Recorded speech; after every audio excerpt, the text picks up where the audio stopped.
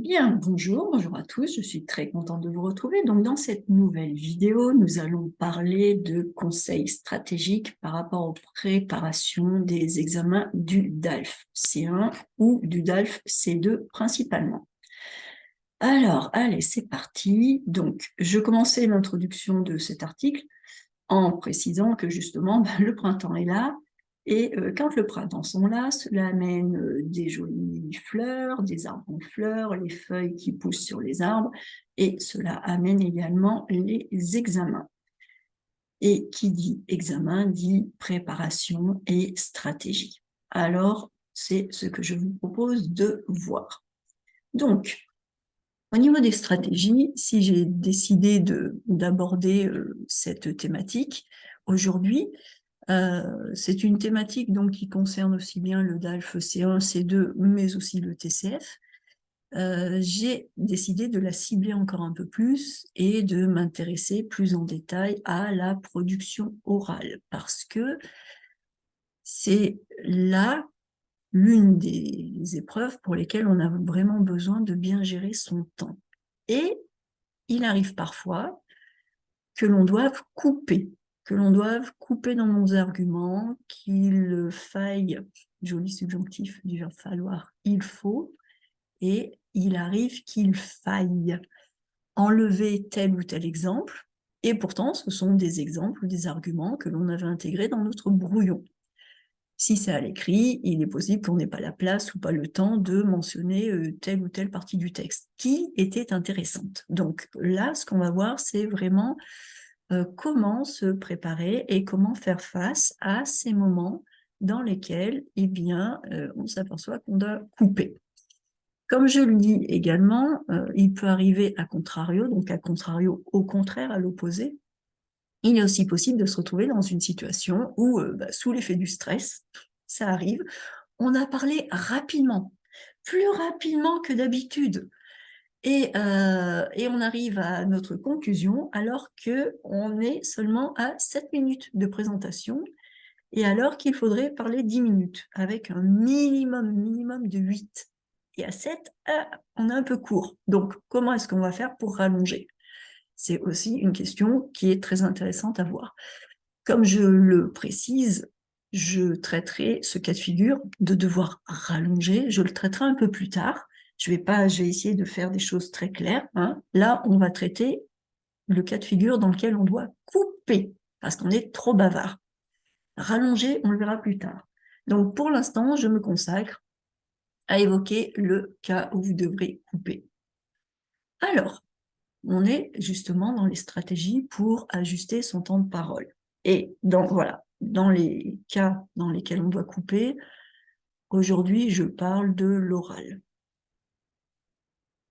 Parce que couper à l'écrit, en général, c'est un petit peu plus facile. Couper à l'oral, il faut le faire en plein vol et parfois, on est un petit peu démuni. Donc, comme ce thème est aussi important que vaste, je vous le présente en 2 articles. Parce que sinon, on est là pour, oulala, au moins 3 heures, si ce n'est toute la journée. Donc, aujourd'hui, je vais traiter de cette question d'une façon générale, depuis l'angle de la préparation de votre examen.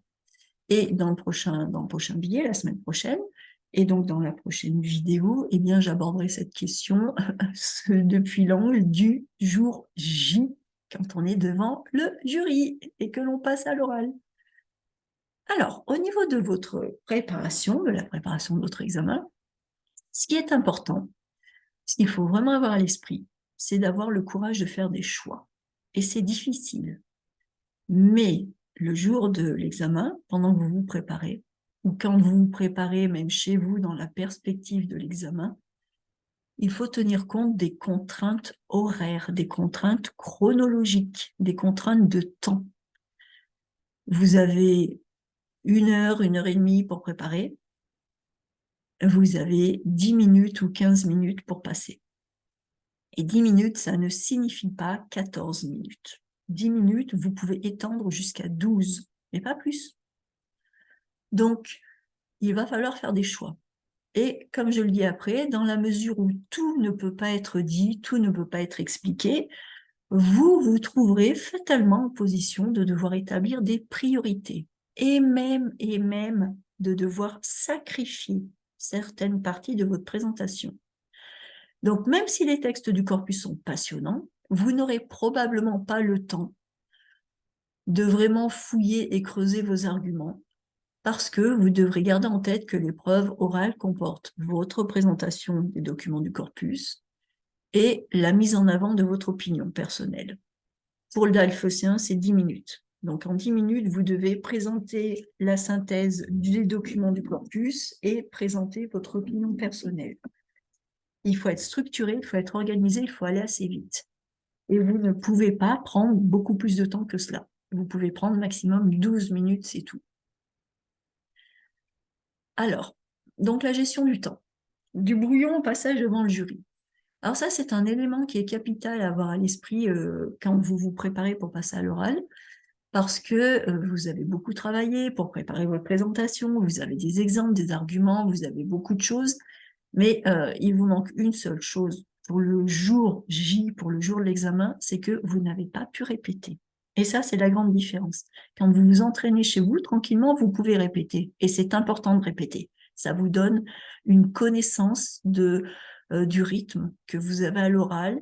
Ça vous montre que si vous écrivez 3 pages de brouillon ou 4 pages de brouillon, vous allez parler 8 minutes ou 10 minutes. Ça vous donne des éléments très importants et je vous encourage à répéter chez vous. Mais le jour de la préparation de l'examen, vous allez rédiger votre brouillon, mais vous ne pourrez pas répéter. Vous ne pourrez pas, au milieu de la salle de préparation, prendre la parole tout seul et commencer à faire votre exposé. C'est pas possible. Il y a d'autres candidats qui travaillent en silence. Vous ne pouvez pas parler. Donc ça, c'est la grosse différence. Même si vous vous êtes entraîné chez vous, le jour de l'examen, vous allez uniquement faire la partie rédaction de votre brouillon. Vous n'aurez pas la partie répétition orale. Donc, ce que je dis, c'est que vous n'avez pas pu tester votre présentation. Donc, là, c'est ce que je viens de vous expliquer. Si vous avez répété chez vous, vous allez avoir quand même une petite idée avec la taille du brouillon, la taille du brouillon et le temps de parole. Si vous ne vous êtes pas entraîné auparavant, alors là, vous faites un saut dans l'inconnu. Je ne vous le recommande pas du tout. Si vous vous êtes entraîné, vous avez un atout, vous avez une idée globale du temps de parole que vous allez occuper et là, vous avez vraiment un avantage par rapport à un candidat qui ne s'est pas entraîné et puis un avantage en termes de baisse et de contrôle de votre stress parce que vous savez que avec votre brouillon, vous allez tenir à peu près les 10 minutes. Ce que vous ne savez pas, c'est si vous allez tenir exactement 11, 12 ou 12 minutes 45. Ça, vous ne savez pas. Mais vous avez tout de même cet avantage. Et je peux vous garantir qu'en termes de gestion du stress, c'est un avantage important à avoir. L'autre facteur, c'est que même si vous vous êtes entraîné, vous avez une idée globale de combien de temps ça vous prend, mais on ne peut pas vraiment prévoir comment on va se comporter en situation de stress. Ce que je veux dire par là, c'est que j'ai vu des candidats qui se mettaient à parler beaucoup, beaucoup, beaucoup plus rapidement que ce qu'ils auraient dit d'habitude. Et à l'inverse, j'ai vu des candidats qui parlaient beaucoup, beaucoup plus lentement. Quand ce sont des étudiants qu'on a déjà croisés, qu'on a déjà eu l'occasion de rencontrer, on connaît un peu leur façon de parler et on peut voir qu'en situation de stress, ils se mettent à parler très rapidement ou à l'inverse, ils se mettent à parler comme des escargots. Celui qui va se mettre à parler rapidement aura le problème d'avoir terminé son exposé trop vite, et celui qui parle comme un escargot va avoir le problème de devoir couper son exposé. Et donc, dans chacun de ces cas de figure, si ça vous arrive, il va falloir adapter votre présentation au vol. Au vol, ça veut dire qu'il va falloir le faire pendant votre présentation. Vous ne pourrez pas prendre le temps, vous arrêter, réfléchir, regarder votre brouillon pendant 3 minutes, écrire des choses sur votre brouillon. Non, non, non, vous serez devant le jury et c'est en même temps que vous présenterez qu'il faudra établir les nouvelles règles de votre présentation. Donc c'est là qu'il y a un fort intérêt à vous répéter, à vous être entraîné chez vous, parce que ça vous donne quand même un avantage, comme je l'ai dit, en termes de stress. Si vous ne l'avez jamais fait avant, vous allez être très stressé, vous risquez d'entrer en mode panique. Si vous l'avez déjà fait avant, vous vous direz, bon, d'accord, quand je répétais chez moi tranquillement à la maison, ça m'est déjà arrivé, et petit à petit, j'ai compris comment couper ma présentation. Donc, je vais appliquer les mêmes stratégies. Vous voyez pourquoi il est important de vous entraîner avant. Très, très important. Alors, en termes de stratégie, une chose à garder à l'esprit, une fois que vous voyez que vous parlez un peu trop lentement et que vous êtes en train de vous aller dépasser, une fois que vous avez pris la décision de couper, parce que c'est nécessaire, eh bien, que faire?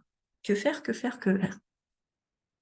Donc, si vous voyez que vous mettez trop de temps, vraiment, vraiment, vraiment, si vous réalisez que vous mettez trop de temps, eh bien, il est absolument nécessaire de couper vos propos. Et je dis ça, alors souvent les gens me regardent en disant « bah oui, c'est logique », mais je peux vous dire que le jour de l'examen, sous l'effet du stress, il y a des candidats qui ne le font pas. Et sauf que si le candidat ne le fait pas, eh bien c'est le jury qui va vous interrompre. Et ça, c'est une catastrophe, parce que le jury va vous interrompre uniquement parce qu'il regarde le chronomètre. Il va vous interrompre parce que vous avez dépassé les 12 minutes. Et vous avez peut-être quelque chose de très bien à dire. Vous avez peut-être un superbe exemple. Mais vous ne le direz jamais, parce que le jury vient de vous dire « stop ». Alors que si c'est vous qui décidez de couper vos propres propos, eh bien vous allez choisir ce que vous enlevez. Et là, il y a une différence fondamentale. Si vous choisissez ce que vous enlevez, vous pouvez garder un certain équilibre. Alors, si on regarde dans le détail, votre présentation sera quand même un peu déséquilibrée, parce que vous allez plutôt couper dans votre troisième partie, par exemple. La première partie, c'est fini. Normalement, vous l'avez dite. Si vous ne l'avez pas encore dite au bout de 12 minutes, il y a vraiment un problème, hein. Mais vous allez plutôt couper dans votre troisième partie. Mais bon, c'est pas grave. Mieux vaut avoir une troisième partie petite, avec juste un ou deux exemples, et garder quand même de quoi faire une petite conclusion, plutôt que de vous obstiner à dérouler votre brouillon comme il est et à avoir le jury qui vous coupe et qui vous dit « stop, on arrête ». Et alors là, si le jury vous dit « stop », ça fait flop. C'est pas compliqué, c'est pas plus compliqué que ça. Donc la question qui se pose pour vous, quand vous vous entraînez chez vous et à avoir à l'esprit pour le jour de l'examen, c'est de savoir comment couper et quoi couper dans vos propos. Et c'est ce qu'on va voir concrètement la semaine prochaine, d'accord? Pour l'instant, on prépare le terrain. Je vous dis, il est très important de vous entraîner chez vous pour être familier avec cette façon de faire. De vous entraîner chez vous avec une montre, avec un chronomètre, pour pouvoir vous dire « Ouh là là, je dépasse, si j'étais face à un jury, qu'est-ce que j'enlèverais ?» Voilà, de savoir, d'avoir la maîtrise ou au moins une connaissance, un peu de pratique de cette technique-là. Parce que si vous l'essayez pour la première fois le jour de l'examen, je peux vous dire que ça ne va pas marcher. Donc, entraînez-vous chez vous, entraînez-vous face à votre professeur de façon à prendre l'habitude. C'est comme tout, c'est juste une technique. Donc, prenez l'habitude de couper. Alors, souvenez-vous, parce que bien sûr, voilà, on doit couper, mais on va couper quoi? On va couper comment? On va couper où? Parce que si on a mis nos exemples, eh bien, nos exemples sont intéressants, on aimerait bien les dire. Et ça fait mal de devoir couper, parce qu'on sait qu'on enlève un exemple. Donc, la première chose à garder en tête, souvenez-vous, si votre synthèse doit être construite suivant une méthode claire et être représentative de l'essence, c'est-à-dire des choses principales des documents du corpus, vous bénéficiez tout de même d'une certaine latitude d'un espace, hein, un espace de mouvement, puisque, que ce soit à l'écrit ou à l'oral, vous ne pouvez pas tout dire, vous ne pouvez pas tout écrire. À l'écrit, vous êtes limité au niveau C1 à 250 mots. Vous ne pouvez pas faire rentrer tous les documents du corpus dans 250 mots. Vous devez faire des choix. À l'oral, vous êtes limité, pour le niveau C1 ou le niveau C2, vous êtes limité en temps. Vous ne pouvez pas tout redire. Donc, vous devez faire des choix. Et c'est là, dans ces choix, que votre liberté commence. C'est pour cela que deux synthèses qui sont rédigées par deux personnes différentes ne seront pas identiques, parce que chaque personne fera des choix différents de l'autre personne. Et c'est la même chose pour les présentations orales. Il y a donc une certaine latitude, une certaine liberté dans le choix de la présentation des documents, dans votre problématique, dans les exemples choisis. Donc, profitez de cette liberté, mettez-la à votre service et utilisez ça pour masquer, pour cacher vos éventuelles faiblesses et pour avancer à un rythme qui vous permettra de rester dans les temps. Donc, bien sûr, vous devez pouvoir couvrir l'essentiel des documents du corpus, hein, mais vous n'avez pas à tout expliquer ni à tout redire. Donc, si on part de là, si on part de ce principe, que vous devez couvrir l'essentiel, mais ne pas tout dire, eh bien, vous pouvez utiliser la liberté de choix dont vous bénéficiez et la mettre à profit pour passer sous silence. Et d'une part, les parties des documents qui vous semblent un petit peu obscures et difficiles, hein, pas la peine d'essayer d'expliquer une partie d'un document que vous ne comprenez pas. Concentrez-vous sur ce que vous comprenez. Et puis aussi, eh bien, vous allez utiliser cette liberté pour ajuster votre temps en enlevant certains passages des textes dont vous vouliez parler au début, mais que vous n'avez pas le temps de mentionner, ou en enlevant certains. Alors, exemple, c'est masculin, donc certains, je vais enlever certains exemples que vous aviez prévus. D'accord? Donc, comme je l'ai mentionné dans le titre de cet article, alors c'est le titre que, voilà, les membres de jury n'ont pas connaissance de votre brouillon. C'est plutôt ici, là, le titre de ce paragraphe. Le jury ne connaît pas ce que vous avez préparé. Et donc, il faut être vraiment, vraiment, vraiment très clair dans votre tête. Vous savez ce que vous avez préparé. Et quand vous allez couper un morceau, vous allez avoir l'impression que le jury va le voir comme si c'était gros comme une maison. Mais le jury n'a pas vu votre brouillon. Le jury n'en a pas connaissance. Le jury ne sait pas ce qu'il y a sur votre brouillon. Et c'est là qu'est, encore une fois, votre liberté d'ajustement pendant votre présentation orale. Vous pouvez utiliser cela comme une ressource. Ne vous entêtez pas, ne vous obstinez pas à dire tout ce qui est sur votre brouillon si vous voyez que vous manquez de temps. Parfois, il faut tailler dans le vif pour sauver votre présentation. Et donc, à ce moment-là, il est très important de vous souvenir que le jury n'a pas le nez dans votre brouillon et que si vous supprimez une phrase ou un exemple, eh bien, le jury ne le saura pas. Tant que votre exposé reste équilibré, et surtout, tant que vous ne le dites pas. Parce que je peux vous assurer qu'il n'y a rien de plus terrible. Alors, il y a beaucoup de choses, mais il n'y a rien de plus terrible, parmi les choses terribles qui peuvent arriver le jour d'un examen, d'avoir un candidat qui commence une phrase et qui dit « Ah non, non, je ne la dis pas, j'ai pas le temps. Ah non, non, je l'enlève. Ah là, il y a un exemple qui est bien, mais je ne vais pas vous le dire. » Non, ne le dites pas, ne dites rien. Vous utilisez un exemple, hein, voilà, dans le texte, dans le document 2 du corpus, on voit que les énergies renouvelables sont très utilisées dans telle partie de tel pays. Et puis vous aviez prévu de dire, par exemple, en Bretagne, il y a beaucoup d'éoliennes, et puis vers Nice, il y a des panneaux solaires. Eh bien, vous enlevez ça, on ne le saura pas. Si vous ne dites pas, oh là là, j'enlève un bout de mon brouillon. Ne dites pas ça. Et essayez de garder un visage assez calme, d'accord? Vous enlevez votre exemple et vous passez à la suite. Ce n'est pas la fin du monde. Surtout, vous gardez aussi à l'esprit que cet exemple que vous enlevez et que vous aviez sûrement envie de présenter, il n'est pas perdu. Après, vous avez l'entretien. Pendant l'entretien, vous pourrez l'utiliser, vous pourrez le donner au jury. Donc, vous poussez votre exemple, mais vous essayez de faire ça d'une façon fluide, sans faire remarquer de façon explicite que vous êtes en train de couper tous vos exemples. Simplement, hop, vous enlevez l'exemple, hop, vous passez à ce qui est dit ensuite, et le jury ne le saura pas. Parce que le jury sait que vous devez faire des choix. Vous ne pouvez pas tout dire, vous ne pouvez pas tout expliquer. Donc là, c'est vraiment le cœur de cet article. Souvenez-vous déjà, vous avez une montre avec vous, hein? Pas un téléphone, les téléphones sont interdits. Vous avez une montre, une bonne vieille montre, un réveil, quelque chose comme ça qui vous donne l'heure pour pouvoir garder un œil sur l'heure pendant que vous parlez. Et quand vous voyez que vous arrivez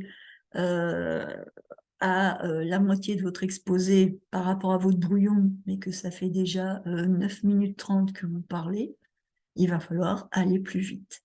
Et donc, aller plus vite, ça veut dire couper des choses.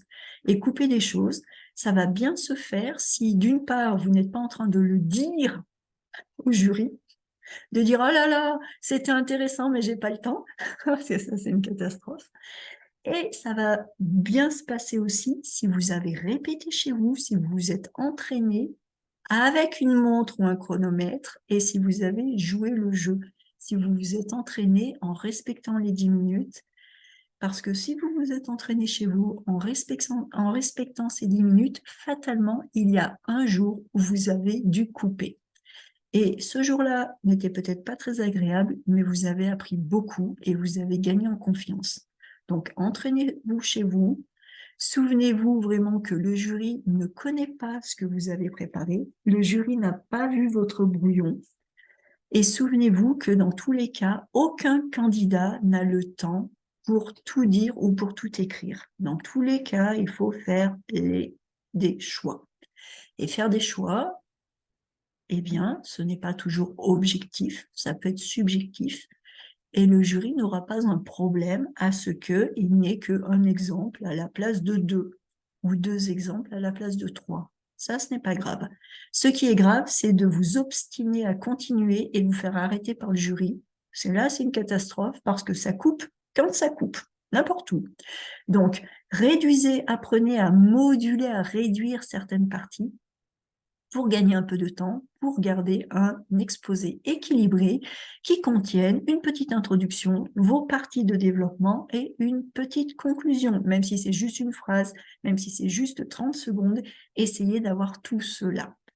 N'enlevez pas votre 3e partie complètement, ça c'est une catastrophe. N'arrêtez pas de façon abrupte juste après un exemple sans conclusion, ça aussi c'est une catastrophe. Il faut apprendre à sacrifier des petits exemples à droite à gauche pour pouvoir garder une présentation cohérente. D'accord? Donc j'espère que ça vous aide. Je vous retrouve la semaine prochaine pour voir vraiment, vraiment, vraiment de façon explicite et pratique comment on fait avec notre brouillon. Comment est-ce qu'on le raccourcit, ce brouillon, hein? On enlève quoi? Et donc, comment on organise notre brouillon pour pouvoir le raccourcir? Parce que c'est tout connecté. D'accord? Je vous laisse réfléchir à tout cela, je vous laisse relire, réécouter, et je vous souhaite une excellente semaine, et je vous dis à mardi prochain pour une nouvelle vidéo, et jeudi pour le prochain article de blog.